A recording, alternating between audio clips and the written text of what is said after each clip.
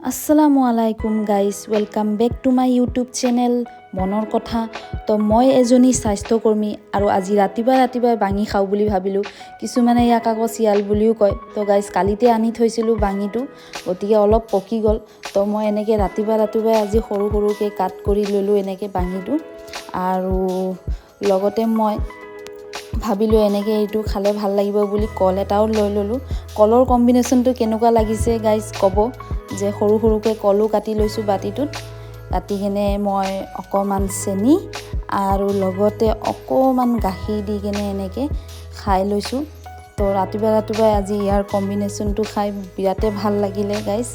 আপোনালোকেও খাব এনেকৈ কেতিয়াবা। তাৰপিছতে দুপৰীয়াৰ সাজটো বনাবৰ কাৰণে আহি গ'লোঁ আৰু লাহে বনাই আছোঁ। আৰু তাৰপিছতে মই ফ্ৰেছ হৈয়ে মিলিয়ে ভাত সাজ খাই দিলোঁ। আৰু লগতে মই ডিউটি যোৱা টাইমিং হ'ল, তো ভাবিলোঁ টিফিনতো অকণমান বাঙি লৈ যাওঁ, গতিকে টিফিনতো অকণমান পেক কৰি ল'লোঁ। দেখিছেনে, চেনি অকণমানো দি লৈছোঁ দেই। তাৰপিছতে মোৰ লেন্স কাটৰ পৰা চশমাযোৰ আহি পালে, পাৰ্চেলটো আহি পালে অৱশেষত। তো মই চকুৰ পাৱাৰ অকণমান গৈছিল, দেখাইছিলোঁ তাতে। দেন দেখিছেনে কেনেকুৱা লাগিছে চশমাযোৰ। তো ভাবিলোঁ আজি চশমাযোৰ পিন্ধিয়ে ডিউটি ওলাই যাওঁ। তো ডিউটি পালোঁ গাইজ। চ' গাইজ ডিউটিত আজি আমি কাম বনৰ লগতে অলপ হাঁহি ধেমালি কৰিও সময়খিনি কটালোঁ। তো আহোঁতে ৰাতি হৈ গ'ল গাইজ। এয়াই আছিল আজিৰ ব্লগ। কেনেকুৱা লাগিছে কমেণ্টৰ জৰিয়তে জনাব। তেতিয়ালৈ খুদা হাফিজ।